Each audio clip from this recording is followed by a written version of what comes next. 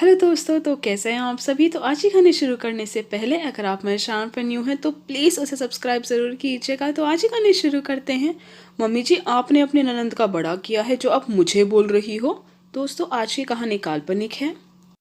आज उषा जी बिस्तर पर करवटें बदल रही थी। नींद आंखों से कोसों दूर थी। आज वह उन दिनों को याद कर रही थी जब वह ब्याह कर आई थी। उनके परिवार में सासू माँ, ससुर जी, उनके पति संजय और एक 5 साल की छोटी सी गुड़िया जैसी ननंद पारुल थी। दोनों भाई बहनों में 16 साल का अंतर था। बीच में 3 बच्चे हुए जो गांव में सुविधाओं की कमी की वजह से बच ना सके। सासू माँ का स्वभाव भी बहुत अच्छा था, मुझे बेटी की तरह ही मानती थी। साल भर बाद मैंने एक बेटे को जन्म दिया और जब वह 2 साल का हुआ तब एक बेटी का जन्म हुआ। धीरे धीरे बच्चे बड़े होने लगे।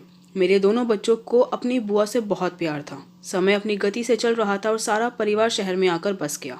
मेरा बेटा अनु 16 साल का हुआ और बेटिया राधा 14 साल की जब पारुल की शादी हुई। दोनों बच्चे बहुत रोए थे अपनी बुआ की विदाई पर। पारुल की शादी को साल भर ही हुआ था कि ससुर जी चल बसे। उनके जाने के बाद तो जैसे सासू माँ टूट सी गई थी, पर पारुल ने अपनी माँ को समझाया, भैया भाभी हैं, बच्चे हैं घर में, वे थोड़ा संभली, पर ज़्यादा देर नहीं खींच पाई और ससुर जी के 2 साल बाद ही चल बसी। दोनों भाई बहन बहुत रहे, पर भाई ने बहन को कहा कि ये घर अभी भी तेरा है और आती रहना। कुछ महीने ही बीते थे तो मेरे अंदर की सोच बदल रही थी। कुछ मेरे पड़ोस में रहने वाली मेरी सहेली नुपुर की बातें, कुछ अपना लालच कि अब क्या ननंद का ही करती रहूंगी, बेटी की शादी भी तो 2-3 साल में हो जाएगी। तो पति से छुपाकर तीज त्योहार देने में हेरफेर करने लगी। वह सामान के पैसे देते तो वह अपने पास रख लेती और साड़ी जोड़ा घर में रखा हुआ पैक कर कर दे देती। बेटी ने देखा तो समझाया, मम्मी आप बुआ के साथ ठीक नहीं कर रही हो। कहने को वह आपकी ननंद है, पर उनकी शादी को समय ही कितना हुआ है। पर मेरी बेटी जब मुझसे लड़ती तो मैं उसे ही धमका देती। पर ननंद ने कभी अपने भाई को इस बारे में कुछ नहीं कहा। ऐसे ही 4-5 साल निकल गए। पहले घर में बहू आई, फिर बेटी को विदा किया। बेटी के सारे तीज त्योहार पर खूब जमकर खर्च करती। पर किस्मत के खेल बड़े निराले हैं। बहू ने एक प्यारी सी बेटी को जन्म दिया। वह साल भर की भी नहीं हुई थी कि मेरे पति संजय का एक्सीडेंट हो गया। 15 दिन हॉस्पिटल में रहने के बाद दुनिया को अलविदा कह गए। पर कहते हैं ना, दुख कितना ही बड़ा क्यों ना हो, समय धीरे धीरे जीना सिखा देता है। फिर से परिवार अपने ढर्रे पर चल पड़ा। बहू के तेवर बदलने लगे थे। संजय के जाने के बाद दिवाली आई तो बस 2 डिब्बे और घर में रखा हुआ एक गिफ्ट बेटी के यहाँ भिजवा दिया। मैंने कहने की कोशिश करी तो बोली, मम्मी जी आप तो इस तरह कह रही हो जैसे अपने ननद के गाड़ी भरकर त्योहार भेजती हो। मुझे उम्मीद नहीं थी बहू इस तरह से मुझे बोलेगी। अब संक्रांति का त्योहार आने वाला था, 3 दिन रह गए थे बस। पता नहीं बहू बेटा कैसे करेंगे त्योहार पर। मेरी बेटी राधा इंतजार कर रही होगी। फिर एकदम से नींद के आगोश में चली गई। सपने में सासू माँ आई और बोली, बहू रानी तुमने मेरी पारुल के साथ अच्छा नहीं किया, तो अब बेचैन क्यों हो रही हो। जो बोओगी वही तो काटोगी। और जैसे तेज डहाके मार मार कर हंस रही हो। फिर थोड़ी देर में लुप्त हो गई। मैं एकदम से उठी, पसीने में भीगी हुई थी। जल्दी से पानी पिया तो जैसे होश में आई और बोली, ओह ये तो सपना था।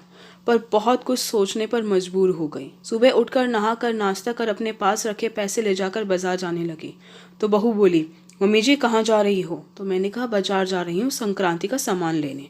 तो बहू ने कहा, क्यों आप क्यों करोगी, मैं अपने आप देख लूंगी क्या कैसे करना है। मैं फिर दरवाजे की तरफ जाने लगी तो बहू कहने लगी, मम्मी जी इस बार अगर संक्रांति का सामान आप ले आई तो आगे से हम आपकी बेटी के त्योहार देने नहीं जाएंगे।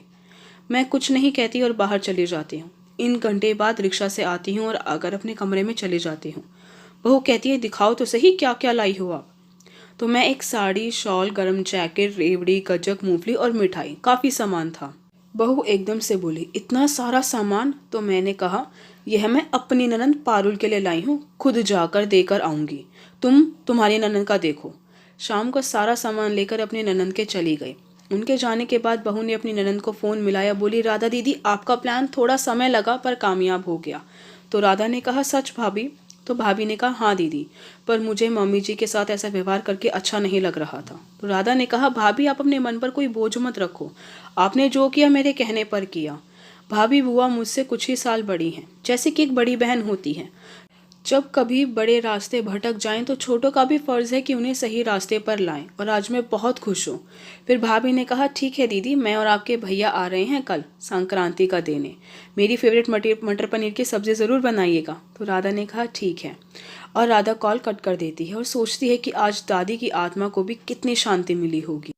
दोस्तों कमेंट करके ज़रूर बताइएगा कि क्या भाभी और ननद ने जो किया वो सही था।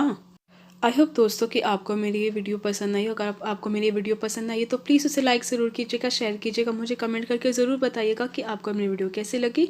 अगर आपने अब तक मेरे चैनल को सब्सक्राइब नहीं किया तो प्लीज़ उसे सब्सक्राइब ज़रूर कीजिएगा। थैंक यू सो मच दोस्तों मेरी वीडियो देखने के लिए।